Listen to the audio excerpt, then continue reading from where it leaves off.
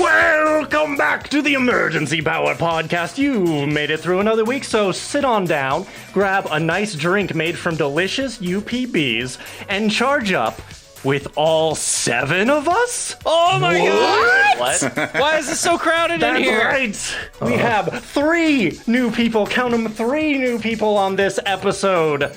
What? Hold on. When I specifically remember when the tweet went out that we had 2 people. So, Yeah, right, you who's, must have done it wrong. who's this other guy? I don't think we counted right. Hold on. No? I do count 3, so what's going on here? That's right. We have a special guest star. And in fact, if you listened to the last episode, you got just a little tidbit of their character intro. But since there's so many of us, why don't we go ahead and get some introductions out of the way? Yeah! How about Mark? Hello, everybody. My name is Mark. You can find me all over the internet at Mark Likes Music. That is Mark with a C. I have been part of the Twitch channel Manapod Studios for over the past 2 years. I did a little stream there called Tales from the Pack Worlds for around that same amount of time. I have switched. Thank you. We had a very short-lived podcast of the same name, which is still up and available to go listen to if you'd like to get some more Starfinder in your life. I'm just super happy to be here, and I'm looking forward to seeing what the dice do for us. Yes. Welcome. Yes. Okay, who's next? Yeah, I'll go. Hey, I'm Pan. Hi, Pan. Hello. Hi, Pan. Hi. You may recognize me from playing with Adam Jeff on Horizons Unknown. Yeah. You can find me on Twitter at Stellar Encore, where I also play on Cosmopunk, The Morning Blues, Spectre in the Fog, and another show I forgot. You have so many projects you're doing that is completely understandable. Throw a rock and you can hit one of Pan's projects. But thanks so much for having me here. I've been listening to the show for a while. Big fan. So looking forward to it. Thank you so much for coming on. Woo! Woo! Yay! Woo! And finally, Hello, I am Kate Purcell. I work in the gaming industry by day, but I do all sorts of nerdy podcasty things by night. I'm a gaming journalist, and I ran a 5e horror campaign called Godplane. I starred in the Mothership Dead Planet. Coming up in June, we're going to be running a Trevor Project month-long charity project with Thirsty Sword Lesbians. So if you're thirsty or you just like sword lesbians, come hang out. It's my birthday month and it's Pride Month and we're doing it. Right. So I am Kay Dampier across the internet and I'm so excited to be here. Yay! yes. Welcome. Welcome. I know that Mark and Pan, you have played Starfinder. Kay, have you played Starfinder before? I cut my teeth on Pathfinder, but this is my first time Okay. in Starfinder. Same thing, right? Same Oh, thing. same. Basically, yeah. Copy Yeah. paste. Basically Copy paste. identical. Yeah. Yeah. And it's also the same thing as Mothership. Completely the same thing. That's totally not a D10 system. There you go. Have you played Vampire the Masquerade? You've played Starfinder. All right. I was given to understand this was a 7th C game. Yeah, it's all the same. You roll some dice, you have some numbers on a piece of paper. Yeah, whatever. Yeah. Yahtzee, No Starfinder, problem. same thing. Yeah, You all have paper? exactly. This Fancy. is now a Yahtzee real play podcast. Okay. Oh, Yahtzee! We should make it. No, we should do the dread system where you use the Jenga tower for your rolls. Yes! Adam, can we switch to Jenga, the podcast? Wait, That's not a Fred, real just thing. Jenga. That's a real thing, by the way. How do you do that when everyone is in a different place on the globe, though? Very you know- carefully. If you're Yeah. gonna like Speaking sweat the of- details with me, I was gonna say 10 candles would be cool, but yeah, you have the same issue with that. This is now an international podcast. What? We will slowly expand our reach across the known globe. Soon the world will be ours. Mr. Worldwide over here. The galaxy. the cops are coming for us, y'all. They heard us plan. It's international incident. Oh no! They heard about it. Everyone scatter. Quick, throw Richard out the window Wait, what? to distract them. Richard What, is our you're- sacrifice. Are you expecting I'm just gonna roll out there like do-do-do-do-do-do-do?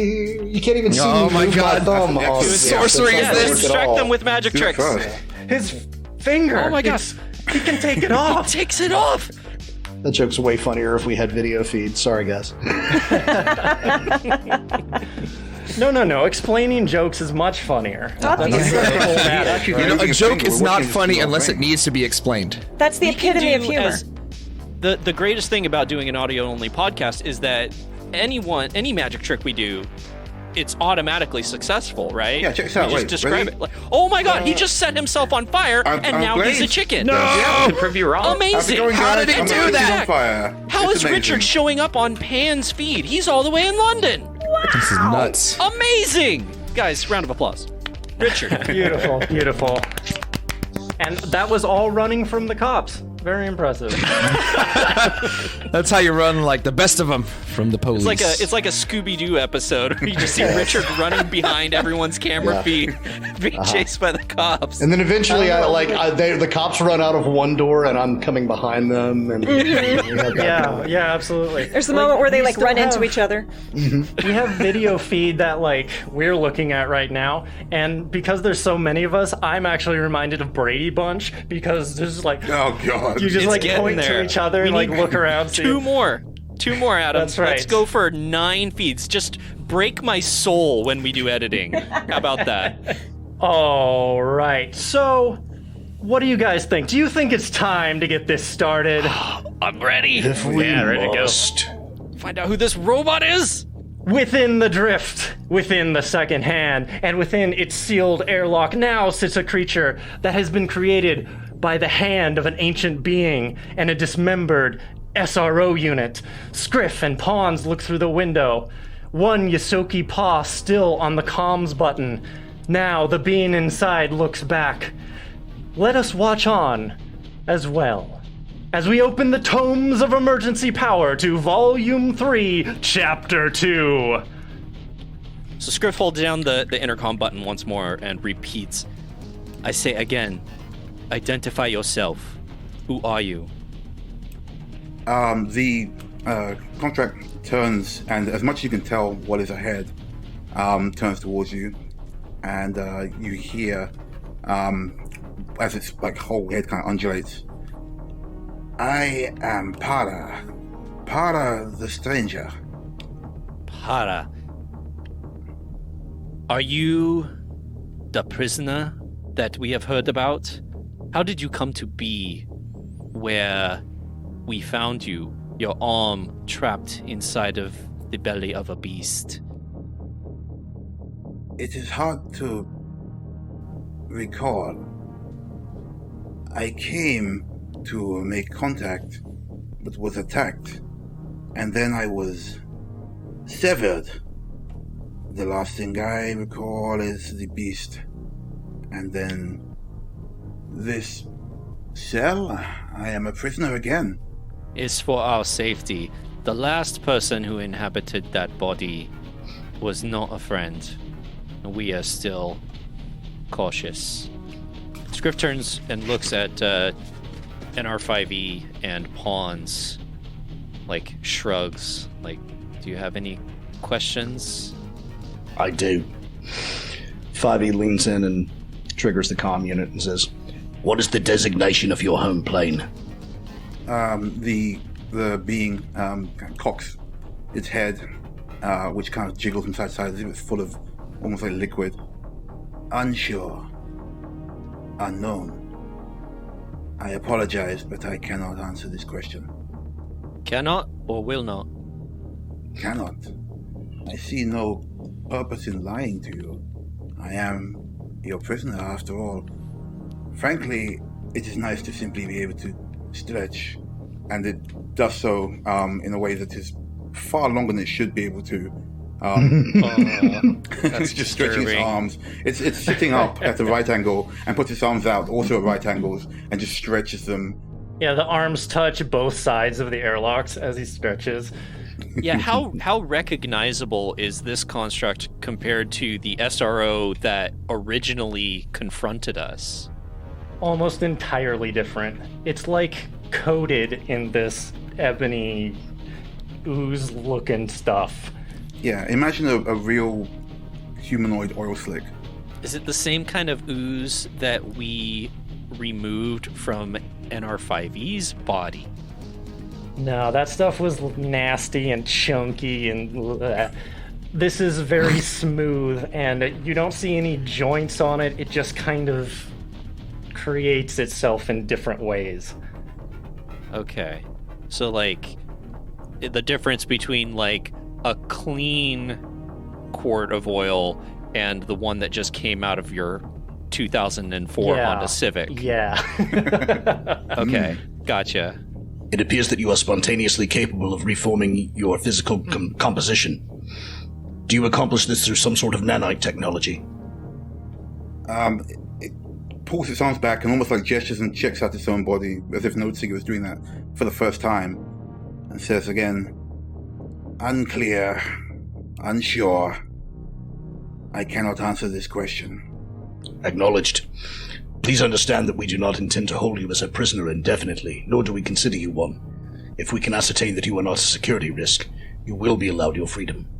What is your primary objective? It repeats, unclear, unsure. I cannot answer your question. Are you a threat? Do you consider us hostile? At this point, it stands, and the whole standing motion is like folding origami. Extremely oily origami, but origami nonetheless. And it pulls itself in, and then kind of concertinas up, and steps towards the panel. Can you see Scriff through the panel? Yeah. I would say so. Yeah, it's Yeah, out the window. he's- He's in his big armor, and you just see his little mouse face right at the window. So it steps close, real close up to the window, and two almost like bug-like eyes appear on its sides, like bright green, as it looks directly at Scriff. There's a moment where it seems to study him, and then says, I do not believe so. Again, not very assuring. But I want to start off on the right foot. 5e Pawns. I get the impression that this person is not seeking to do harm to us, but I'm not necessarily a good judge of character. I'm still on the inside of the cell, aren't I? You guys are all right next to the door, kind of all looking in through the glass. Okay. I just couldn't remember leaving it. Last I remember, I was still like hacking some arms off of that thing, and Oh, no, you're good. okay, You guys exited. moved it in there, turned it on, and then left. Got it. I'm not the best judge of character, always. What do you two think? Can I roll a general sense motive against Para to Sure. determine how dangerous I believe him to be to us? Yeah, go ahead. All right. I'm not even going to. I just got a 4. Yeah, so you did not assist me. But that's So okay. there's not much like on Power's features to really like guess from. It's Right. just a bulbous, oily black head and two eyes Yeah. that don't blink or move at all. Well, as best as I can intuit the creature's intentions, I have a 30 sense motive. Whoa. Nice. All right. How hostile? How hostile is Para? Power's not at all. Power is curious. This is all new to them. So until anyone makes a hostile move, Power is quite happy to be quite docile as it stands. In fact, it will just continue to stand while it waits for someone to address it again. Kind of reminds me of how when the cloning process goes wrong, we don't really get all the transfer of memories and stuff, and it's like a newborn, But he was Should I- trapped before this, from what I sensed earlier. Do you think I should let them out? I believe it may be best to liberate him.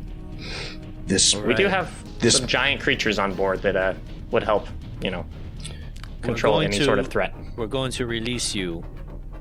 I expect you to be civil. This is understood.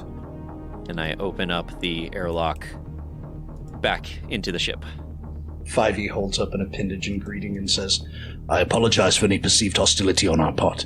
You must realize that we have run into several hostile entities since we came into this sector of the galaxy, for lack of a better term. although we do not appear to be in normal space at present. Including the one that previously inhabited that body. That is true, but we also believe that that is due to the presence of a nanoparasite, one which Captain Esper has very thoughtfully removed for us. True. Seeing 5e raise their hand in gesture, Para also raises a hand, but rather than raising their own hand, they simply create a hand at the side as well. Oh, that's not And since disturbing they at see there are all. 3 people, it raises 3 extra hands out of his arm. Oh my. How is Captain Isbin doing after we removed her arm? Well, the last thing you know is she was just kind of laying on top of Scriff's workbench, so you could go check on her. Yeah, that's a good idea. Was Scriff working? Never mind. I believe that the captain will require emergency medical care. I will see myself to the med bay to administer accordingly. So the airlock opens up in front of you, Par, and as you kind of look around and start to step out, this little green goblin walks by, just about to eat this crunchy thing, and his hand looks over and like stops mid-bite, like, ah! What is you? Griff, Squishy Pods, what's going on? It's okay. There's something coming from space. Look what I created. Pons, you do this? Yeah, it was like part of Isbin's arm, and then I just grabbed my hacksaw. The robot thing, I don't know what happened. Scriff helped out with it too. They're not hostile. Don't worry. They might have information for us, I hope, about what in the gods' names happened to the name of this, the Metadosa system. How it got shunted into the drift. Okay. You're not going to, like, fall through cracks in ship, right? You look squishy. Para turns to him and goes, they don't move, but the eyes move down their body. So No. and they say, Oh. I do not believe so. Is that sustenance? Like, goes to put it behind their back. Do you eat things? Unclear. Unsure. But I would like to try. He gets this real sad look on his face for just a second. He's like, and he walks over. This official offering of peace from Wasted Goblin Clan. And he holds out a crystalline Crunchies bar. With this Goblin Clan, I am honored. It extends its hand all the way, like way down, too far down, just by a stretch, and the crunchy bar just is absorbed into it. I am getting Like, some really ooze creepy covers the bar. vibes from this ooze Slender Man. love them the so eyes go much. back up to the head, and they close for a moment. They open again, and they bring the bar back out and give it back to the. Amazing. That was most enjoyable. Thank you. I will treasure this moment from the Westy clan. Uzi do as well. He's just like looking down at it, like he still kinda wants to eat it, but he's really 5-second unsure rule. about it. It's really clean. It's very clean now. It's cleaner than when he gave it to you. It's shiny. Yeah, you're supposed to keep that in you, right? Like, I kind of gesture to the would have been my belly region. Oh, never mind. I will keep this in mind. Right. Yeah, was it just coming to tell everyone looks like we almost done with big drifty travel thing? Yeah, how close are we to Absalon Station at this point? Wait, who's driving? Is that where we set course? Autopilot? No, we set to... What? It's Scar something. We set to only Beacon, remember? It's only Scar's one we End. find. Right, yeah, that one. So, think we almost there. Oh, I need to get some some food too. Now that I'm thinking about it, and he looks down at the crystalline crunchies. Excuse me. Uzi catches you looking, and still kind of unsure of it. He breaks it in half and offers you part of it. That's okay. I'll get my own. Honestly, it is delicious. I really do recommend. What does our ETA look like, Adam? You guys got maybe a couple hours at most. Okay. It's not too bad. I am just a little don't even- distraught that Uzi does not love the Uzi robot. He's just assessing the situation with his Just- analytical mind. It just feels like Just different consistencies. It's you a know, bad they- assumption. They're not cognates. It's like those oil glasses that have like different layers. There can be only one Uzi. So Uzi, kind of forgetting a little bit about what just happened, starts eating the crystalline crunchy as he walks off. He doesn't vomit or 5E, anything, right? why Yes. don't you go ahead and give me a medicine check as you get into the workshop? I would be thrilled to do so. Medicine 23. 23, okay.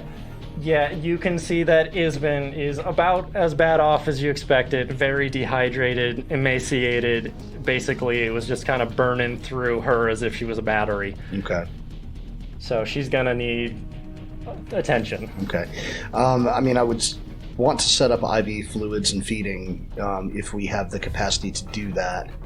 I think it's fair to say that an advanced med kit probably has saline solution in it that I could run to her. I don't know if I would have like IV nutrients to provide or not. And if that's the case, then we're just going to have to do what we can until I can get supplies from somewhere. Yeah, that's totally fine. I would imagine about the same thing. So, would you like to leave her on the desk, or would you like to take her somewhere else? Yeah, if we've got... We don't really have like a berth in this ship is the problem, do we? Yeah, like a lot of the room is taken up by all these people and the trolls and stuff, but I imagine that like you guys have a couple bunks near the front of the ship that if you brought a injured looking person up there, people would probably give way.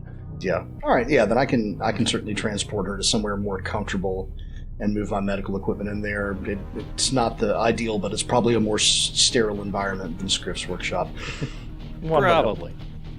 Okay. Yeah, I can keep an eye on just if she needs any specific healing, any of the variations of the spells, Mystic Cure, Stabilize, and Healing Touch that it is necessary. Thank you. If it's necessary. It may be necessary to offer... Words are hard.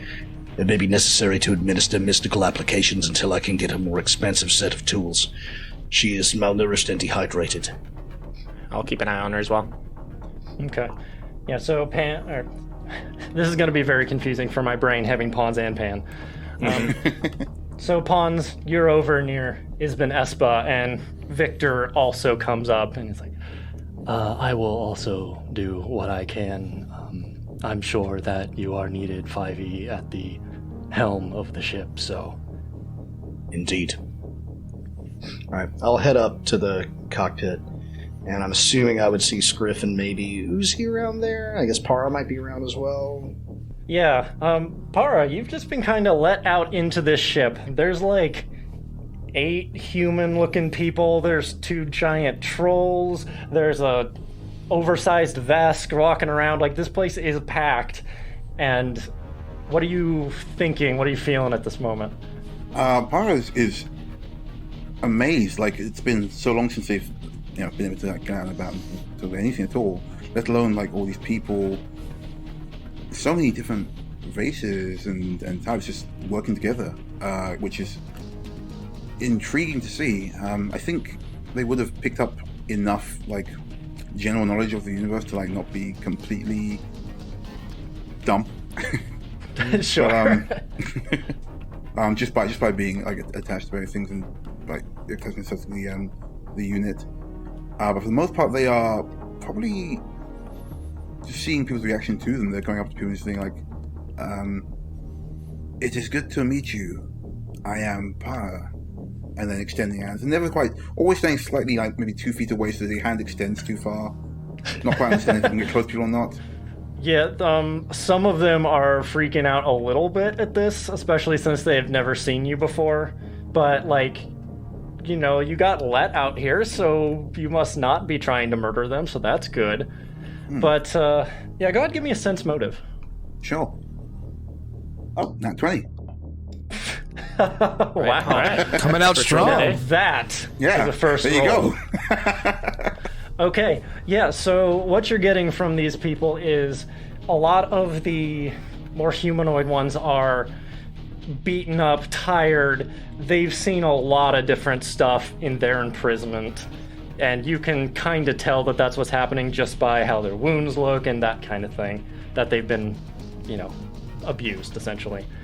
But they're kind of taking your existence in stride just because of how many weird things have happened recently. Like, they're not, like, going out of their way to be like, hey, welcome aboard, or anything like that, but they're also not screaming and running away. I think as propaganda, they're going to try shifting themselves slightly to look a bit less looming, a bit less, for want of a better word, alien.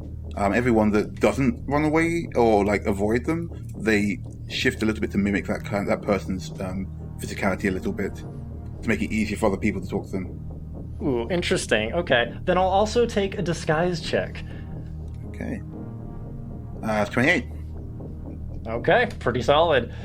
So, you know, because your sense motive was so good, like, some people that helps a little bit and that, like, makes them more interested. Like, oh, some people it's very disconcerting and it makes them less likely. So you're getting, like, mixed signals from different people as you talk from one to another, you know? Getting reaction from people in general is new, so this is still very interesting, and they can't just wander through. If they've been left their own devices, they're going to probably follow Uzi actually at a distance. Actually, that works out fine, because I think 5E wanted to try to rendezvous with Uzi briefly as well. Okay, yeah. So, just kind of following Uzi around. Uzi's walking like he owns the place. Like he's got big britches on. He's like, oh, this work is Gore. He big Vesk. He work for Uzi sometimes. Like, you know, just... Amazing. And Svorkus Gore just kind of smiles and shakes his head and goes back to what he's doing. It's like, not even worth my time. He eyes Para a little bit, but he's gonna hold back for now because he's watching over his people, and you don't seem to be harming anyone at the moment. Para's eating it up. They believe everything that Uzi's saying right now, or at least they don't seem to be, like, disagreeing. Like, wow, and you're the boss of this entire place. Impressive. Rigors of being Mega Chief. Yeah, and like, with your sense motive, you can tell that he more or less believes it. Wow. Okay, so 5E, after you see them walking around, you go ahead and walk up to them. Yeah. Uzi, did I hear over the general comms that we are about to pop out of drift? Yeah, we coming up on it pretty quick, so we should probably be ready for whatever happens. Excellent. I will assume piloting duties at the helm. Para, you're right. welcome to join me if you wish to observe the instrumentation panels. I would like that very much. Thank you, friend. Uzi was messaging with Explodernator. Sounds like they need more time to repair, so they stay in communication, but they're not going to come to wherever we're going at this moment. They know where we are, though. Confirm with Scriff that we can track their position. I don't want to leave them stranded in the drift. Okie dokie.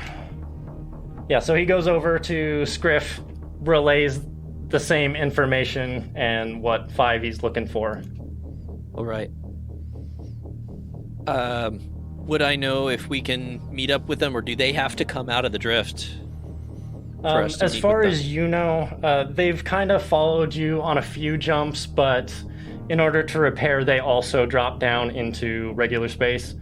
Okay. So you could probably contact them if you can get a long-range communicator going or something. Okay. Yeah, I'm not sure if there's much more for us to do until we actually arrive at the beacon. Yeah. So we're going to go ahead and jump forward just a little bit until you guys drop down out of the drift. So as the second hand approaches this beacon, it goes back into the mortal plane, and you gaze out across the majesty of the stars and are beholden to the Lazdurel Nebula in the Sea of Aster. From the right angles, it looks as if a long scar across the face of space, burnt auburn carving its way across the galaxy. Thus, why this station you now approach is called At Scar's End. This station, looking not unlike a barbell, has 2 rings on either side of a stout main column. It maintains a constant rotation as it more easily supplies gravity to the wheels that support life, usually both flora and fauna on these types of stations. Streams of holographic light cascade out from around its hull. Some appear to denote approach lanes, illuminate sectors for workers, while others are ads of the latest and greatest products of the week. Ah, finally. But the light that catches your attention now is on the dashboard of the main console. Second hand, you are being hailed. 5E opens the hailing frequency. Private vessel second hand reporting. Unknown vessel, we are receiving no transponder signal from your ship. Halt your ingress and identify yourself. Acknowledged and reducing speed.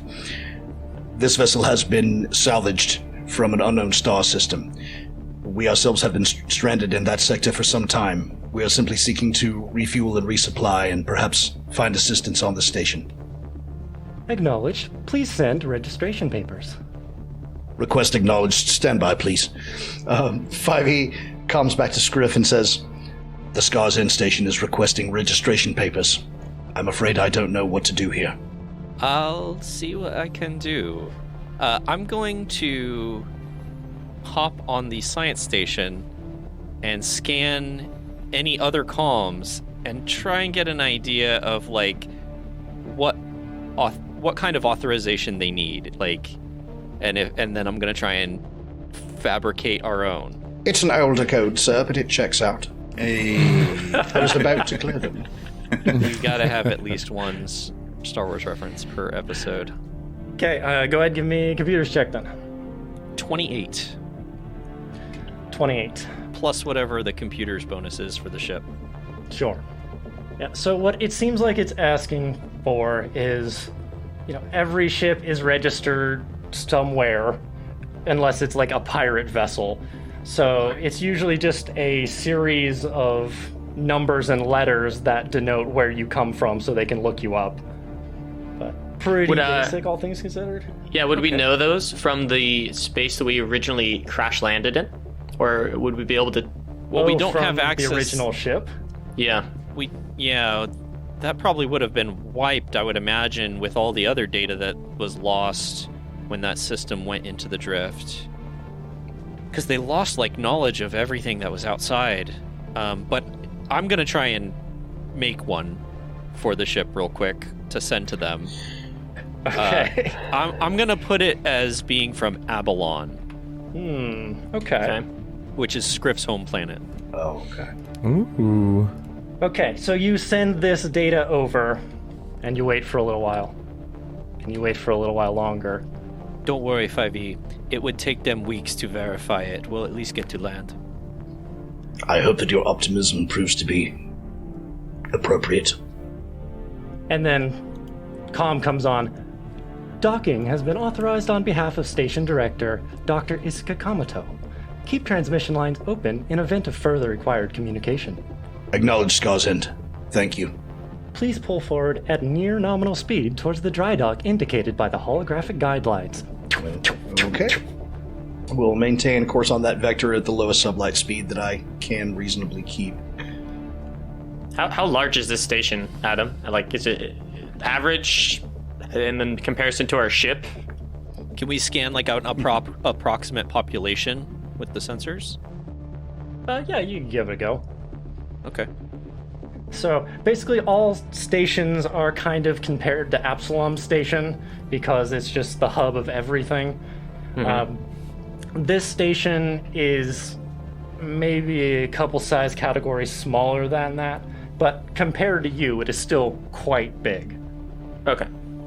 with a decent population here. We could probably Yeah. find resources, buy, items, or That seems pretty likely. find some connections.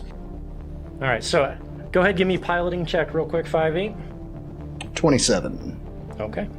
So you pull forward, and you seem to be going towards this large, open doorway. And as you pull through, these doors slowly shut behind you. And the second hand is now locked in this large cylinder. And these 4 robotic arms come out from the wall and clamp on to the hull of the ship. And the dock starts pressurizing. The Scars End would like to welcome you. There is a strict no weapons of mass destruction policy in place. Therefore, leave all Class 3 weapons on the ship. They hope you enjoy your stay. I really need to fix that speech impediment. No, you don't. What is considered a Class 3 weapon?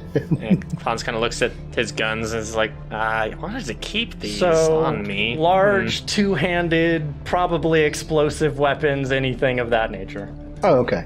So I'll just make sure that the only grenades things out. I've got on me are my baton and my pulse caster, because that's a stun weapon. It should What be about perfectly an acceptable. environmental suit that is strictly for scientific research purposes and not militarily equipped at all? Well, you'll just have to see what happens if you decide to take big things in there. Do not know if believe. Okay, so yeah, the ship is now locked in place, and you guys can decide what you want to do from here. All right, I will kinda- trigger general comms and just let everyone on board the ship know. Docking procedure successful. We have arrived. Do we know if this is a Pact Worlds government system, or You do not know offhand because your computer didn't have any information on basically anything. okay? Oh. Well, this might not be our final shot, but if people want to jump off board, we can meet back here in a few hours. I'm gonna go and explore. Yes. Han kind of rushes out and looks around. Okay. Victor gives you a little wave as you go. Oh, Victor, are you how are you feeling? This is your first time going through the drift. It has been a more stressful experience than I was expecting. Kind of looks down at Isman, and I wish there had been more time to enjoy the experience. And kind of sighs and looks down again. And as much as I would like my first time aboard one of these stations in space to happen, I think I will stay here for the moment to look after Isman Espa. Understandable. You have come probably as close to your god as you have ever been.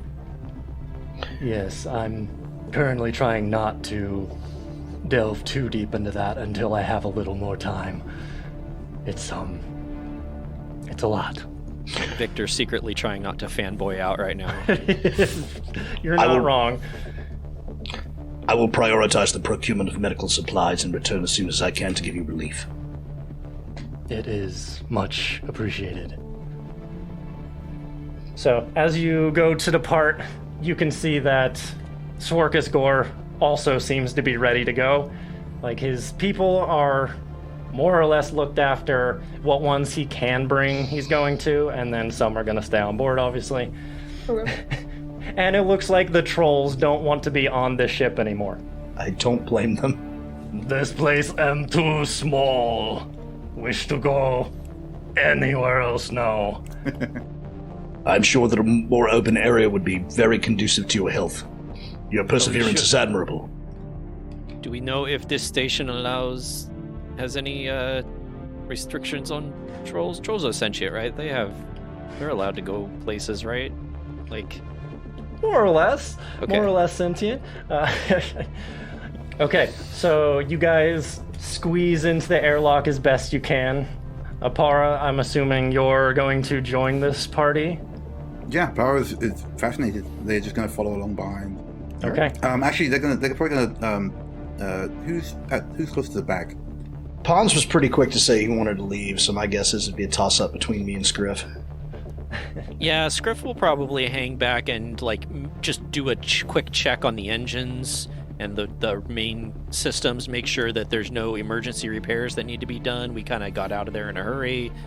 Sure. Took some Just been blaster barely, fire on the way out. keeping the engines alive this whole time. So I think that's gonna be my first project, is just get the ship back up to working order. Okay, so are you gonna stay on the ship, or are you gonna go on and then come back? I think Scriff's gonna do a shift fixing the ship and then take leisure time to explore. But I'll probably be on the ship for a few hours. Oh, okay. I was going to say, sorry, if Scriff was sticking behind, Paolo would want to effectively ask permission to have a look around. I wonder, since Scriff seems to be the one. Scriff was the first one to talk to them, so they want to ask Scriff's permission to wander off. Oh, around the station? I would like to see how the world has changed.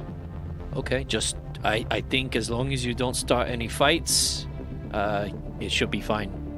And if you see anyone wearing a badge, do what they say. We don't need any. I don't want to cause any disturbances on this station until I know more about what's going on here.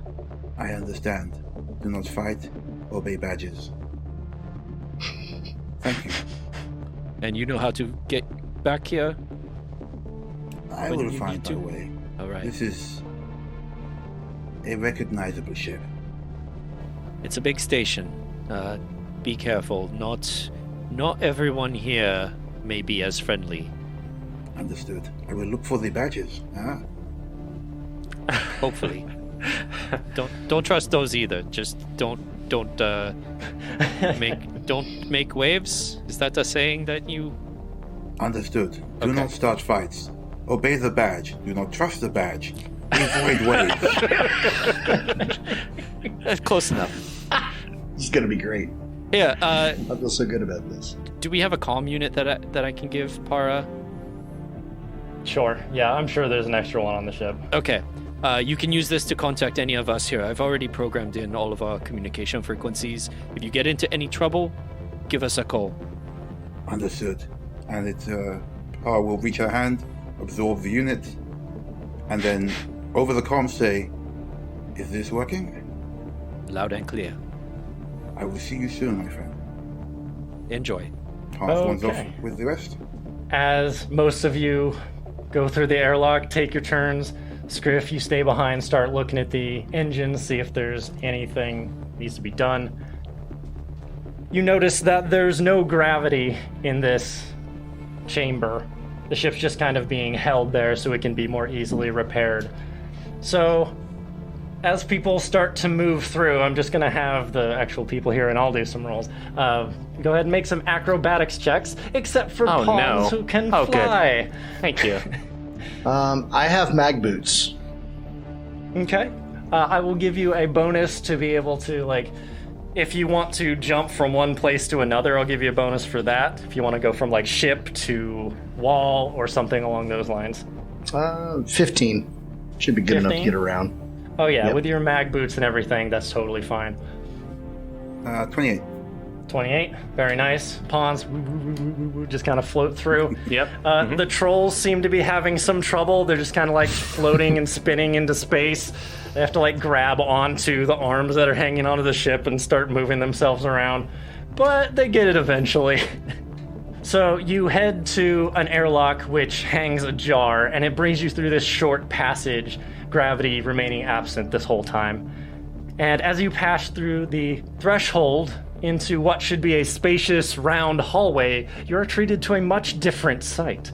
Mounted to the walls, suspended in the air by cables, and being pushed around by small grav jets are hundreds of vendor stalls, shanties, tents, and makeshift restaurants set up throughout the chambers. It looks almost like a maze as you move into this area. Wow. And real quick, we're going to cut away for just a second, just a moment, back in time about 10 minutes or so. Same crowded corridor. A young girl, barely in her teens, deftly glides from tent to tent and guideline to guideline.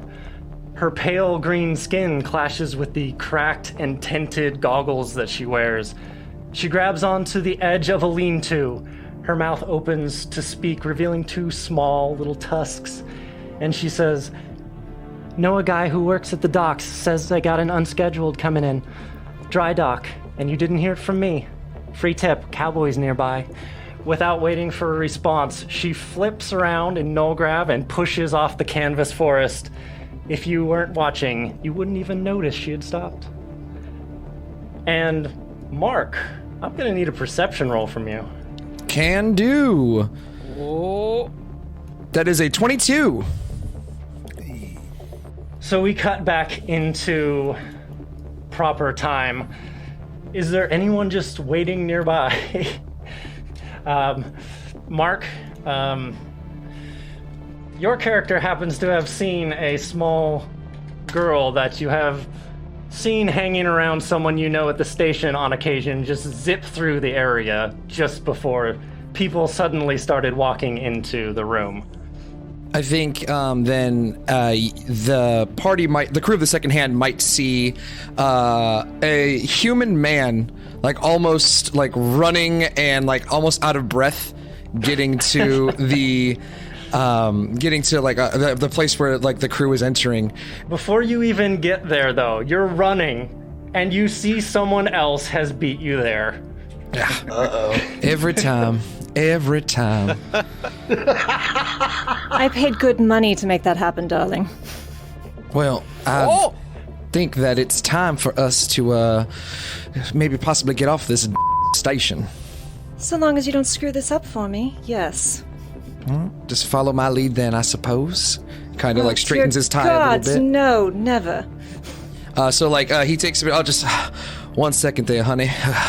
Whew. You know, this human has a bit of a case of dad bod, and so he is like kind of stretching a little bit and kind of catching up. And all right, whenever you're ready. You can't see it, but Kay was just holding her nose and Ultimate responding face like, Big face palms. Just don't screw this up, love. And I will walk forward. And unlike the sweaty human who's rushing, I more glide and swagger than walk. And approaching the crew of the Second Hand is probably the most colorful thing on this entire station. Light gray skin, forearms striped with bands of black and gold tattoos with solar patterns done inside them, copper gold hair underneath a black headband, dressed head to toe in black with a single golden mote orbiting their head, ears ending in very long gold-tipped points. As they step forward and just assume a very performance posture, waiting for what they expect to be just a crew of freight haulers of some kind, and just wait to see what comes around the bend and are deliberately ignoring the human. Yeah, so what comes around the bend is an SRO, a floating brain, a giant lizard, 2 trolls, and a bunch of people following behind them. Not to mention, did you disguise yourself as anything in particular as you went into here? No one told me to. Nope. So I just wrote that. Yeah, I was worried about that. And Awesome. a humanoid blob. blue goo creature. Oh my, hello, welcome, friends. Who might this eclectic group be? Yes, and Pawn's talking to Para this time. So, and then he said he wanted to become the Big Cheese. So that's how he got the wrestling name. Who are you guys? Periodic salutations. We are the crew of the Second Hand. 5e will extend an appendage in a wave, but he is also taking this opportunity to sense the motivations of this being. because he definitely has modules about shipjacking and pickpockets as part of his protective protests. Fair enough. 32 cents motive. Is this person going to murder us or rob us blind? Nope, that is not very good. 15. No. He would sense this person is probably not the most forthright all the time. Not always on the up and up, but right now there is nothing but a desperate attempt to get approval from whoever they see. Wow. Could I attempt an engineering check to try to identify what type of SRO NR5E is? Sure. All right, I'm gonna try that real quick. He's gonna make me dig my notes out, isn't he? It's a 22. Yeah, Richard, I think you're gonna have to go find it. Just enough to recognize, just to kind of like to press the pause on it. Just enough to know that he would recognize NR5E as a caretaker unit, essentially. Yeah, you would realize that this unit was probably made by the Anacytes, and that it is designed to be a caretaker, a bodyguard, and an educator. Probably something that would be assigned to a juvenile in either a wealthy household or a noble household. Okay, so I think kind of overcome with excitement and just kind of like bursting at the seams, this human will kind of brush past everyone and say, "My word, is that a caretaker model this part of the galaxy? Oh my god, are you equipped with any sort of tailoring skills? I need to have this vest a little let out." I am afraid that my tailoring module is only accustomed to doing small sewing jobs. If you have broken a strap on a sneaker, perhaps I could help to reattach it, although I would recommend that you find a more advanced unit to tend to such a need. In any event, I do not hold those services out for sale. Excuse me. No, excuse me. I'm sorry to interrupt. What a fascinating group of critters y'all be. Always so charming, darling. Tell us, welcome to, Hell? Yes, Hell. Welcome to Hell. My name is Sol. I am quite eager to be out of this place. You're the first vessel who's come by in a while, and to be completely honest, I would give anything to be out of here. How might we assist? I believe you are mistaken. We are quite certain that we remained on the prime material plane when we emerged rather than one of the infernals. But however, if you would like to arrange to book transport, that is something that we could discuss. Unfortunately, we would need the other principal member of our crew to chime in on the matter. Of course. They are not joking there, honey. This place is no place to set up camp for a little bit. If there's any way we can get onto your ship and get out of here, we would be willing to, I'm sure we're both willing to do whatever it takes. Well, if we need another decider present, then we need another decider present. Let's not rush the people. These are weird tour guides. Wait, that is a lovely suit. You, all of this. Hello. Oh, hi. How are you? What's your name? You said Sol? Sol, yes. That's Pons. What do you do here? Well, here, I ponder misery. But beyond here, I'm a bit of a bodyguard, bit of a wanderer. Do whatever needs to be done, really. Oh, well, we're looking for repairs. Our ship's engine kind of went. So, would you have any idea of a place we might be able to gather some parts or anything Parts of that? I can help with. I'm afraid that all that technicality is more your style, Brandon. I might be able to help out with some sort of repairs. I hesitate to get a little too covered in grease and oil. What's this suit here is a little expensive, mind you. Oh, me too. Yeah, what does Brandon look like? I don't think we've gotten a full description of everything he looks dad like. bod. He's got dad bod. We know that That's part. bod. Good A little bit visual of dad right there. bod. So Brandon is a human male. He stands at about 5'10". He is dressed to the nines. He's wearing a three-piece suit almost. He's got a purple suit jacket, a lighter colored purple underneath as a vest, but he's wearing black pants. Strapped to both of his hips are two pistols. and in the middle of his belt is a symbol, a giant gold belt buckle with the symbol of the deity Waydan, like just front and center right there. His pants are kind of a stark contrast to the rest of his outfit with being black, and then matching his brown belt are his brown shoes. He's also wearing a black cowboy hat with a blue feather tipped in, matching the same color of his tie. But he will go over to Pons and say, it is so nice to see somebody who appreciates good fashion on this station. Kind of Please, like a couple don't poses. insult them. My pinstripe suit, a little bit worse for wear at this point, as it's had to been very poorly stitched up after it getting torn dozens of times. But I'm still very proud of it.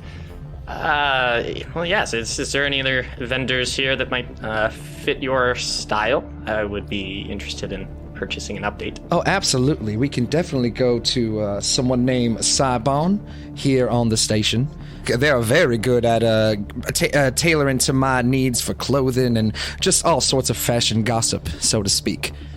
Oh, that's good, because between you and me, that's the only type of suits that really fit. Oh, I'm sure that, trust me, once we get our magical hands on you, honey, we can find out all sorts of things. Oh my. Forgive me for the interjection, but I do have more pressing matters than fashion consultations. A member of our crew is still recovering from a very invasive surgical procedure. I require medical supplies. If it ain't about clothing or guns, I'm unfortunately not able to help you out with that. So maybe you might have some more info pertaining to their needs? I can always put out feelers, darling. Let us know what you need. I'm sure I can make it appear. I've a good contact for painkillers, of course. That may actually be quite necessary. I will work up a small list and provide you with a comm frequency. That way we can exchange messages and I can arrange a rendezvous between you and our other principal crewmate. Delightful. You are by far the most entertaining things to have come to this station in a very long time, and it is a pleasure to meet you all. Acknowledged.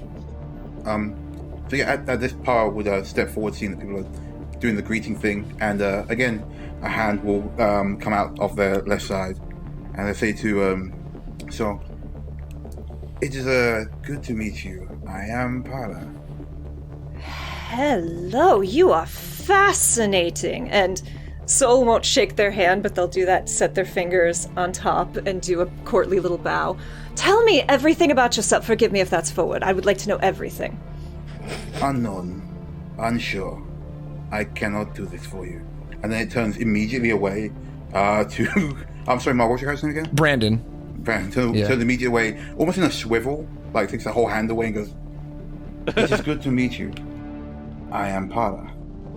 Brandon will take a step back. You can tell that even though he's like trying to approach everybody, he's doing his best not to touch anyone. And so like maybe if your hand is getting close, Brandon will try to step back a little bit, and he'll take his hat off and do a little just bow. Extends farther towards you. Yeah, just constant like backing away. This walking oil slick just keeps moving closer to you with their hands. You're like, no. Para, it is clear that physical contact is not desired. Oh, no. Trust me, it is not that I don't desire. It's for your own protection. You can look, but please do not touch there, honey. Masters is the name. Brandon Masters. Charmed to make all of y'all acquaintances. Especially you fascinating creature. He looks over to Para. Says, what manner of creature are you? I must know. Unknown, unsure. I cannot answer this question. And then it steps back next to 5E. Para is a recent addition to our crew. His origins are far too esoteric to summarize in a short conversation, I am afraid. And I have been rude. My designation is Unit NR5E. Interesting.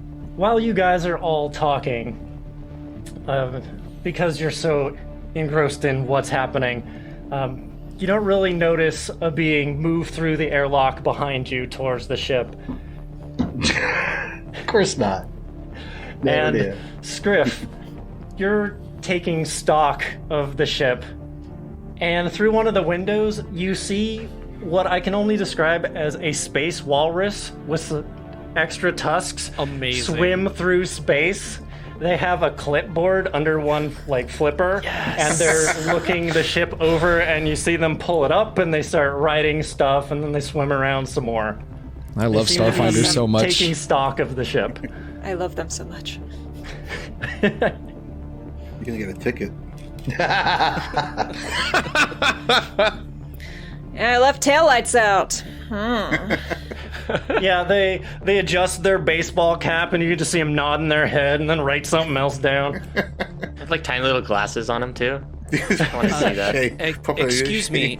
Are you the quartermaster here on the ship on here on the station? Yeah, that's me. I'm looking over this ship here, trying to do an assessment. The boss says do an assessment on the ship and see what the damages are. Oh, that's great. I have a list already. Here, these are all the parts I need. We can work out payment later. But yeah, this is the inventory. You and me are gonna get along real good. If you can find, I put on there paralytic converters, but if you can find trimetric converters, those would actually be even better for us. We might be able to forge something like that, but out here it's not cheap. I see. What kind of commerce do you do on this station? What's the primary kind of economy?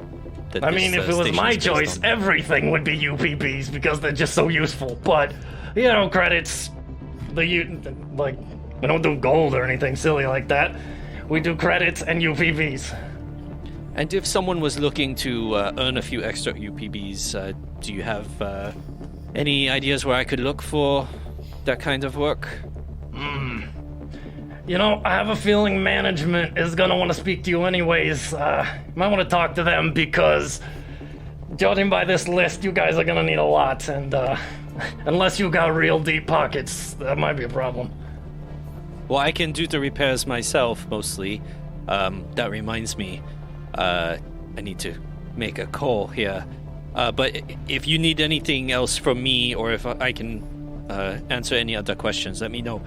Excuse me, and Scriff will turn around and call up Pawns and NR5E. I've done an assessment of the ship. Things are less than good. The ship is in pretty bad shape after our last looks over his shoulder to see if the space walrus is gone after our last fight. I could use some help. Not just getting parts, but also some extra hands to do the repairs. Otherwise, they're going to take a long time. Acknowledged. We have just made contact with a group of sentients who wish to speak with us about booking passage. Perhaps one of them has some sort of applicable skills to your repair process. That might be very helpful. I can return to assist as soon as I have procured the medical supplies, but I must see to Captain Esper before I can help you with the better part of the repairs. Sounds good. If all else fails, if you can't find anyone, we can also send a message to the Explodinator and get Wrench and Screwdriver over here to help. But it will take some time, I'm sure, for them to travel here. 5E mutes his comm unit and looks at Sol and Brandon and says, "Are either of you skilled in making starship repairs?" Sure, I can get by. I might be more useful to you in helping acquire parts in a less than legal way. On the cheap. I may not be able to serve as a head engineer on a starship, but I can certainly assist anyone who might lead the repairs. Perhaps we can work out an arrangement to mutual benefit. The tour guide said they can help us find illegal parts and then also possibly help with the repairs. I'm not a tour guide. I'm just simply colorful. Oh, so they're just really colorful. I gotta see a guy about a shirt, and I gotta make sure we find some medical supplies as well. That is something that I would love to help you with. I'm sorry, your name one more time? It's Pawns. Pawns. Charmed. It sounds like we're gonna need some help with with your starship. How about I write down where to find this Cybon, and I can send a message to have him expect you. You're gonna need a little bit of a word-of-mouth referral if you want to do business with him. Oh, okay, yeah, that'd be excellent. And if you wanted to head back with NR5E, and you can meet up with our other party member here, Scriff, for the repairs. Fantastic. Brandon will turn around and look over to Soul. Looks like fate is just determined to keep us together for quite some time. Well, yes, when you keep following me around, that tends to happen. Well then, have someone else follow you along while I tend to the ship repairs. Toodaloo, darling. Pons, keep an eye on Para. See to it that he does not get into any trouble. I will escort these two back and make introductions to Scriff. Yeah, you just follow me then, Para, and I'll tell you about the first time how we met Uzi. Amazing. I cannot wait to hear it. Yeah. Again. It's a really good story. Uzi told me that he saved you all from a giant beast. As far as Uzi recalled, that's pretty. He his eyebrows go up and down at Pons. That sounds exactly like what happened. You are very lucky to have a warrior king like Uzi here. Yeah, he built a weapon out of a snack machine. I was pretty impressed. Amazing. Yeah. A whole snack machine. Yeah, he dove right in there and pulled out some sort of, pretty great ingenuity. Truly, a monarch to be feared and worshipped. Agreed. This is the best day of Uzi's life. Soul is just watching all of this with glee. Yeah, Pons is just relaying fully inaccurate information all along the way and giving very general stereotypes about NR5E, Scriff, and the party, the orc, the trolls, everyone. So they're based in truth, but they're all kind of twisted. Oh, Para is going to have an encyclopedic knowledge of things that are not entirely true. Total bollocks, yeah. Yeah, total that was my bollocks. Go ahead, Pons. Give me survival check as you try to navigate your way through this place to see if you can find this tailor shop. Absolutely. 23. 23. Okay. All right, so you start heading through the tent forest. Uzi and Para kind of following along. There's not a ton of gravity in this place, so you can just kind of push off and go from one place to another. The large Vesk and their people have seemed to already walked off. They got bored of the conversation and just went to go do something else. I'll catch up with So- you later. While you head there, 5e, you bring these two new... I'm not supposed to say characters, but they're characters. You bring these characters through the hallway and take them back to the ship, where you see the space wallers floating around while Scriff's looking at the ship. Do I know this space walrus? If you hang around the docks, he's just one of the dock foreman kind of people. Give him a nod. Let him know I'm not up to anything today. Fair enough. Today, got it. Today. There's a lot of qualifiers in just about everything that Saul has to say. Welcome to the character. I'm loving it. Okay, so Scriff, you see these three move into the null gravity chamber. 5e, good. You're here. I need someone to grab that blowtorch over there and just cut this engine on the starboard side clean off. It's gonna need a complete rebuild.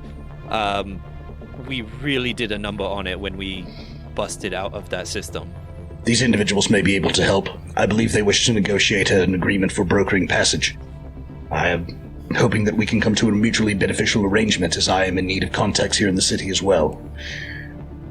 May I present Sol and Brendan? Oh yeah.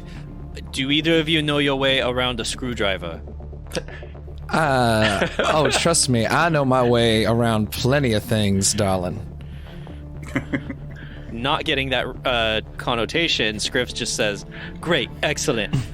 Here, grab one, any size over there, tell me what size, and I'll tell you where to put it. Oh my. You and I are gonna get along just fine, honey. There's a lot of work to be done, so let's get to it. This is going to be Indeed. so entertaining. Welcome aboard the second hand. Charmed. Might I just ask real quick, is that did you happen to fix this up all yourself? He's waving his hands towards your armor.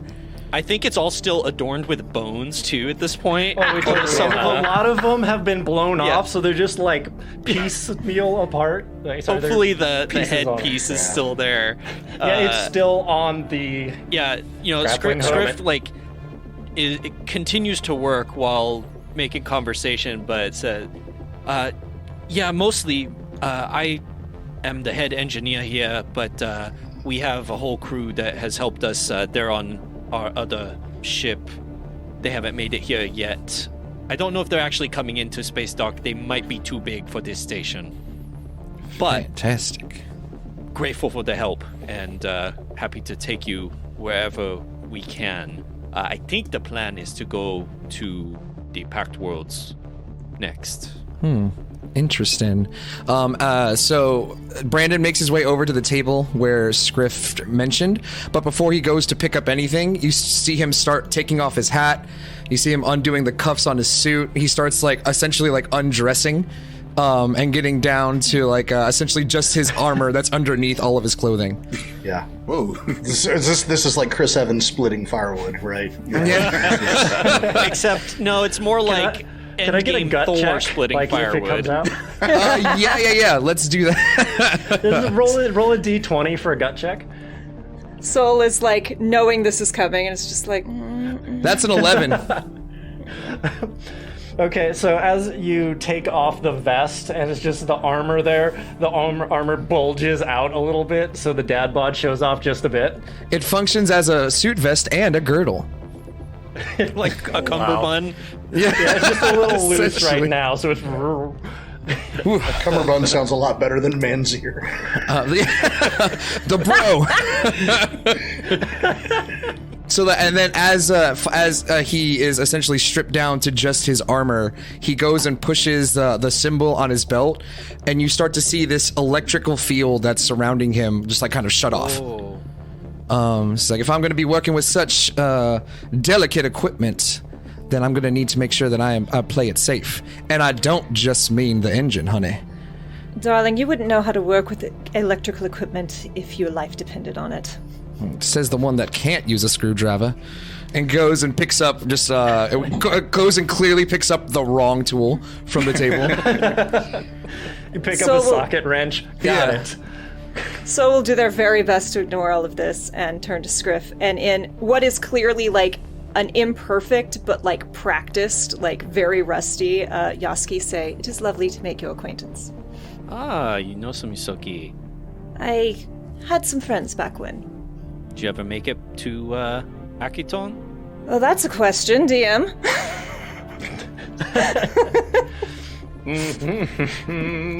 Not doing a roll or anything right now.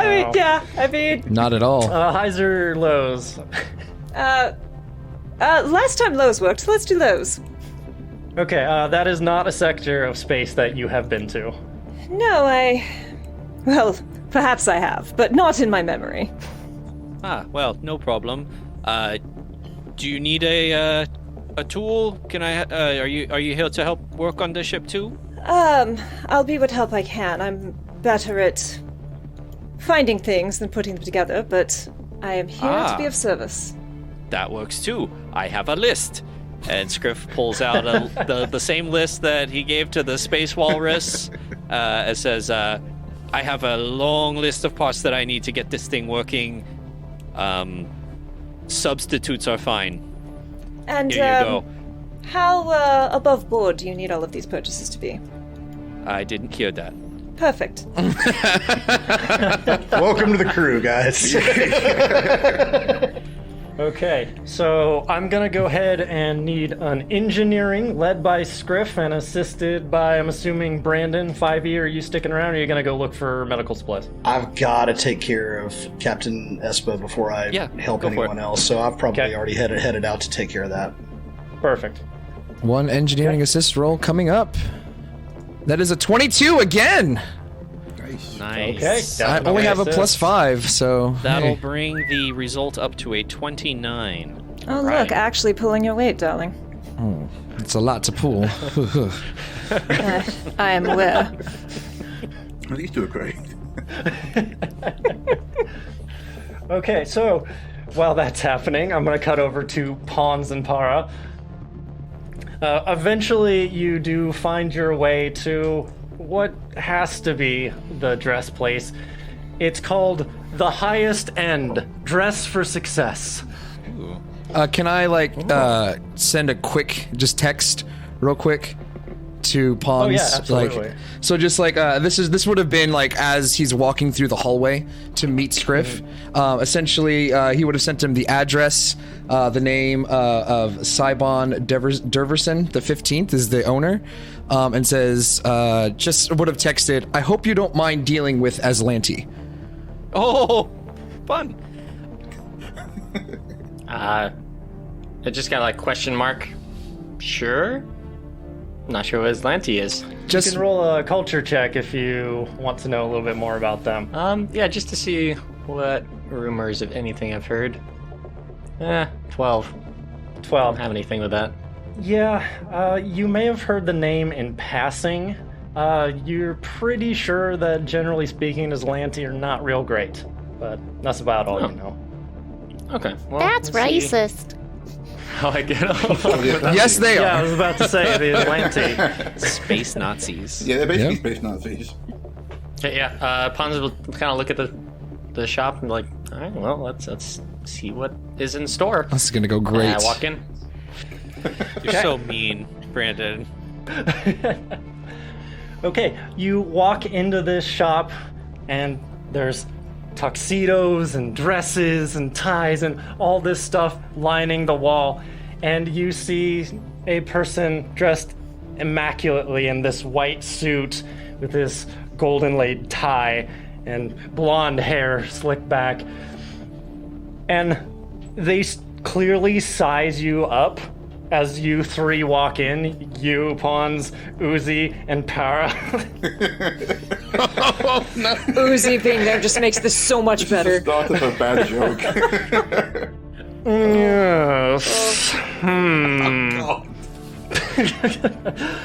And what can I do for all of you today? I want a suit exactly like this one. Exactly. And then we need something for them. Exactly? We can't do anything nicer than that? Well, maybe for backup, but I need one just like this first. Perhaps he gestures to like all the ties on the wall. I see. So you're looking to have a custom suit made for you, is this correct? Yes. That is the case. And then I think a little suit matches mine for Uzi. That'd be great. His eyes get all big and round. Yes. The goblin need has something a for little Para, person too. suit and thinks he's people. Oh my god, twins. Oh my god, It's like when you twinsies. see like a 7-year-old dressed up for like a family photo shoot, but you know, with a dog slicer. You can see him look down at Uzi, and you can see the gears turning, and he does that thing where he acts like he almost throws up in his mouth.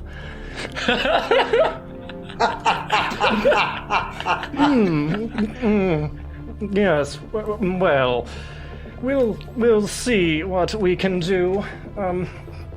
Snaps his fingers, and this very robotic SRO comes out. You can tell right away that it doesn't act anything like 5e. It's just kind of got programming, and it zips on up. He doesn't go anywhere near you guys since you're all pretty dirty, and just has no idea what's happening with Para. And the SRO starts taking measurements on you guys. Oh, whoa. Oh, okay. Gets a little too close. Whoa. Uh-huh. Okay, careful around the brain. Yeah, I know it is that big. It's all natural. Great. Supernatural. While you're being sized up, Pons, you are watching this happen, and you look down at the data pad that you have, and you see it ding. Ding. It seems like it's connected up to the infosphere while you guys are on the station here. And essentially, you've got mail. Hey, well, okay. Yeah. Pop that thing open. Okay? It seems to be an audio file from Narians. Oh. What? Turn the volume down and press it up to my head. Okay. So you press play on it, and the tagline of this message was finances. Hello, my clone. Pawns. I've been greatly concerned about you, as I haven't seen you in, months now. Your business partner came all the way out here and has assured me that everything is well in hands. No! No. He's been helping me set up finances and straighten out a few grants, and as per his suggestion, I've set up a stipend in your name that you can access in case of emergencies, or if you need school supplies or healing serums if that horrible Wilfred is bullying you again. What? Naren's voice seems to get quieter for a second. Yes, right, of course. Thank you for your help. In any case, if you need equipment or research tools, the credits are there for you. Pawns, come home when you can. I've been rendered tube-ridden, and I can feel the haze rolling in. And it's getting harder to remember what's real and what's space dust. But, don't forget to submit your paper on the interpretation of the space trolley problem. It will be graded more harshly if it's late. Oh, darn, I haven't even started it. Homework probably several years late. And then it's essentially got account numbers attached to it, so you can access a stipend to help you. Oh my god. Yeah, kind of pondering that for a second. You broke Jeff. Funds are good. Yeah. It's strange. Business partner? Can I access the account? Doing me a concerned Yep. friend. Okay. Yeah. See what's in there. This is like, what's in the account? Okay. Show me the money! Yeah, it appears to be a trust, and you get a stipend every month or so to help you out. Wow, I didn't even know we had business partners, but that's pretty great. I'll have to tell the others. I'll just kind of write a note mentally, like make sure to run that by in our 5e and Scriff when I see them next. He's so And pure. Definitely excited for the new suits then, because we have some extra money. It's pretty cool. No. Just imagining you in a new Armani sipping coffee in a burning room. Oh, A stack of money next to you. This is fine. Like Fine. a fire pit the entire length of one wall. Are you going to be getting a suit as well for your... looking at Para. Oh, I'm sorry. Is a suit required? I give him a thumbs up. Of course. Oh, I am so sorry. I was not aware, but of course, Pons is wearing a suit. I am not. Please, could I see your finest suit? Okay, so he starts essentially doing sales pitches to you guys. And while that's happening, I'm going to cut over to 5E. Why is Para wearing a tuxedo? It's after 5. What is he, a caveman? Go ahead, give me a survival check as you look around for some sort of place with medicine. I got a result of 12 off a natural 1. Well, Okay. Soul did mention something too, so you could text Soul. I got a number, darling. You can text me. Yeah, you just get way too lost in all these tents. You know, you keep trying to keep your grav boots on the ground so you're not floating away or anything, and you just keep walking and trying to find areas that the tents allow you to go through without disconnecting, but you can't find a path. So after a few minutes, 5e just sends a text to Soul that says something along the lines of, "This drugstore contains nothing but inhalants and insufflets. Please advise." Oh, well, if you're not looking for inhalants, then you might not like my contact. It is not a matter of like or dislike. It is a matter of suitability. All right, then. She's quite lovely. And I sent him the name of Quista Green. Okay. Are you just making these names up, or did Adam give them to you? Wouldn't you like to know, darling? I would. No, Adam totally gave it to me. I will presume that this Callista Green is someone who is listed in some sort of public directory, or that Soul I would have given you you the address as well. Oh, okay, yeah. Like how to get there. Okay, yeah, then I'll just head to those coordinates. Do watch see your who pockets in this area. It can be a bit shady. I am not concerned. I do not have pockets. Fair play. Hashtag robot problems. Hashtag robot solutions. There you go. Very good. Okay, so you follow the instructions, managing to walk your way around all the tents eventually. And you get to a place called The Smoke Show. And it's got like posters on it talking about hyperleaf and other legal drugs of that sort. Hell yeah. Just like the last one. Is there an attendant on duty? Yeah, as you walk through the door, you can see there's what is probably a female. If you want to go ahead and give me a culture check, I can tell you more about this person. They're green and very plant adjacent. Culture 24. Ooh. That's good enough for me. Let me just pull up my sheet. All right, so this is a Goran.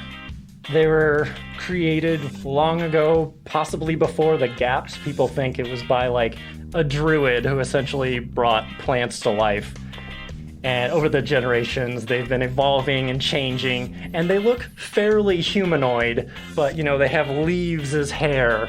And as you look in on this place, they're absolutely just smoking something right now. Like, oh, hey. I don't think I've ever seen you before. Wow. That is correct. This is the first time I have visited this establishment. That's wild. We're always meeting new people, whether we even know it or not. That is also correct. Especially when one is socializing in a large urban area, but that is not germane to the subject at hand. I'm seeking Callista Green. Oh, yeah. I'm Quista Green. I wonder if there's a Callista Green out there. Oh, Did I mishear the name? I'm sorry. No, that's so much better. What if in another universe there's another one of me doing the same thing, but her name's Quista? Or no, Callista? What was it you said? I'm Quista. It was, in fact, Callista. I believe that my audio codec may not be working as intended, however, and that you are the individual I am seeking. While I would love to have a philosophical discussion, I'm afraid that I have an urgent need for medical supplies. I was sent by here an individual by the name of Soul. Oh, you need medicinal supplies. Got it. Soul sent you. Your air quotes seem to indicate some sort of prevarication regarding the legality of the substances that I'm seeking. No. Everything completely legal here, man. Very good. Here is a list of the items which I need procured. And I will show her on my handheld data pad, and it's like all legit stuff. Like maybe some of it might be like painkillers you could find on the black market, as Soul indicated, but mostly it's like I need IV fluid, I need intravenous nutrients, I need surgical nanites.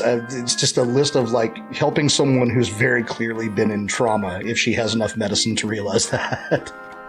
Okay, she looks over the list. Oh, you need something for if they've had a bad trip and they need help after. Gotcha. Okay, yeah. My girl. So, it takes probably longer than it should. She keeps like pulling out the wrong thing, putting it back, pulling something else out, looking at it, thinking about it, putting it back, pulling something. So it's gonna take a minute for her to find all the things, but as far as you can tell, it seems like she has what you're looking for. Oh, good. I don't need to roll medicine to determine if this will kill my patient. I mean, you still could, but... You were like looking for pharmaceuticals, but you end up with like a bag of crystals. Hey. This is a different type of crystalline crunchies. To be fair, you did say you were fine with inhalants. Okay. Their therapeutic effects have been studied. All right, so let's see. You guys are working on the ship. That's going to take some time. Sol, did you stay there or did you go elsewhere? Oh no, I went out to try and find parts. Okay. What's your plan then as you head away from this new ship with all its weird crewmate? Well, first off, I'm going to just take a moment to drink all of that in and let it settle, because that was a lot in the best kind of way. Then, I don't know all that much about all of this, but I know people who know. So my plan is to just start hitting contacts that I know and see how I can start finding some of these pots. Says it's a lot, and I'm assuming the pockets aren't that deep. Substitutes. They said substitutes are fine. What can I find reasonably priced? And asking for help. Okay. I'm not doing the work myself. Sure. Okay, why don't you go ahead and give me 2 persuasion checks as you go around and just start talking to certain people. Diplomacy, yes? Yeah. Perfect. So my first one is an 18. And my second is a natural 20 for a 31. Nice. Okay. Yeah, that first person didn't really have much for you, but... Robert never does. Robert. Nobody likes Robert. But second contact, you're going to talk to them for a little while, and I will come back to you again as well. Brilliant. Okay, so Pons, Para, and Uzi. So what's happening is essentially you've been given an assessment of the price for these things. Uzi has picked out real ostentatious tie to go with the suit. He wants the same suit as you, but he wants a really loud tie. Yes. So everybody Yeah. knows. Of course. That makes sense. Made of bones. It's like gold. Preferably it still Flex, screams. Okay. And Wonderful. He's Para, learned from did you- Brandon.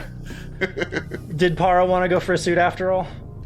Para wanted to see like if you want to look at these things, you want to see the best one. So yeah, they asked you the finest suit they can see.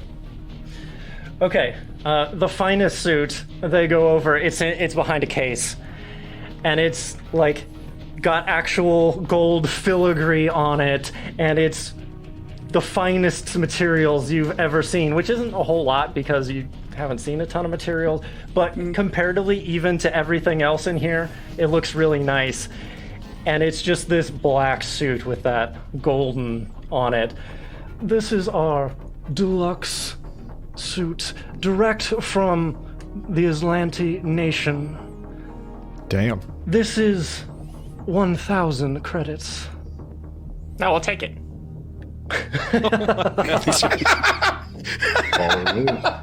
I am so happy I met you all. Got that stipend. Make it rain. Okay. Well, the other suits are 100 credits apiece. You see one being like 3D printed, essentially, to fit you over on the side. Yeah. Yeah.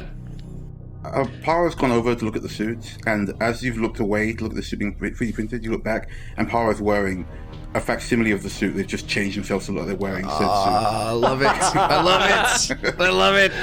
Go ahead, give me disguise, please. Still pays 1,000 credits. Para's heard we'll take it. So, we will take it. Whoop. I have taken it. Oh, that's a 12. With a 12. 12 total? Yep. Okay. Often that one, I think. Oh boy. Nice. That one. Ooh. Yeah. Yeah, Ouch. you you clearly are trying to make it look like it, but it's still kind of shiny like you are, so the materials don't look right. Yeah, you're goopy, and the gold kind of looks like if you were baking and you put something on a cookie that's too hot. It just I like melts that out like a bit. all the color is running constantly, so it's not quite the soup, but it's also not quite par. What is this atrocity? Oh. Friend Ponce, what do you think? Kind of look up at the suit and look back at him. You look great. A bit cheaper. Okay, here. I'll pay for the other 2 suits for Uzi and and myself. You pay for the 2 suits, and as you go to leave, he's looking up at the suit like it's the most beautiful thing in the world, and then looking back over his shoulder like, His design. As you leave this store, you see 3 people standing out there in these deep blue military-looking outfits. And we're gonna cut back over to 5E for a second here. 5E, it took a while, but you did actually get the pieces that you need. You actually get the medical supplies that you need, so you can go ahead and subtract the credits from your total. Was there anything else that you wanted to go along with that? Maybe to help expand your robo-mind? Not at this moment. However, if you sell data module upgrades, I would be interested in perusing your stock at a later date. 5E's so pure. I'd have to see if that's a strand I have, but I'll look. You are aware that robotic organisms do not typically come programmed with cannabinoid receptors, correct? What? Why? That's awful. It is not the first time that someone has pointed this out as a shortcoming of my design. Can you, fix that? Or, do something? I do not believe that the developers have plans to add those features. I thank you for your assistance. That's harshing my buzz as you walk out the door. Yeah. I legit don't know how much any of that would cost, by the way, Adam, but if you want me to take a nominal amount off of my credits, just let me know. Totally I've still got a bit. Yeah, that's fine. All right, then 5E's plan is to head back to the ship, make sure Captain Ispa is treated for and stable, and then if he feels safe about walking away from her, he's got 2 priorities. The first is Victor needs relief, and so once he gets back, he's going to tell Victor, you need to get off of this ship, explore a bit. I'm certain that your religious callings require you to take some time to ponder on your own and perhaps to find your own space. You head back to the ship, you talk to Victor. As you head back out to talk to Scriff after this, you see Brandon working on some stuff. At the airlock where you had just come through, you see several people standing in blue military-looking outfits. And Kay, if I could get a perception roll from you. That's only an 11. Okay. Scriff, you're working on this ship, and all this while, you've been using Cat to help you out and check on the ship and all that kind of stuff. And it's had one of those little Wi-Fi connectors as it's been trying to download all the missing stuff from the infosphere. Oh, good. I knew I could count on Cat. So, as you're looking over a busted part of the ship, it pops up and it also says, you got mail. Huh. So, there's a bunch of junk mail and stuff in there, and just it's trash. And then you see one that's from Nima Dovetail with the tagline, Family Matters. Uh-oh. I open it. Okay. That's the part I've been dreading. I have a terrible time trying to do Jeff's accent. I mess up so much. No. And every time I try to do any of the words that he throws in there, I messed up. But I'm going to try anyway, so here we go. Believe in you. Scriff Dovetail. I consider myself a man of impeccable judgment. I only serve the most select, hand-chosen clientele. I saw you as a man of intelligence and great potential. And then you go and disappear into the ether, which is as fool choice as I can imagine. It hurts me, my Yosoki friend, and I don't like to be hurt. And neither does your sister. In fact, she was very hesitant at first to have a little chat with me. She didn't understand our close relationship. However, once she did, she felt it was only right to invite the whole family to come along and share in such an important gathering. I was very clear when we last spoke. And I expect to hear from you right quick. So you just go ahead and RSVP on this dress, and I'll arrange a wonderful little get-together. See you soon, friend. And that is where we will end this episode. Oh, man. Man! Oh, round of applause for that. When life drains you down, charge up on the Emergency Power Network. Theme song Triangles by Diamond Ace. Find them at bandcamp.com. Music provided by Nicholas Judy of Dark Fantasy Studio at darkfantasystudio.com and Tabletop Audio. Find them at tabletopaudio.com. As well as Carl Casey of White Bat Audio. Find them at whitebataudio.com. Font Azonics by Mixo. Find them on Twitter at MixoFX. The Starfinder role-playing game, including its official lore and images, are the intellectual property of Paizo Incorporated. All rights reserved. Narrated by Danny Lee Collins.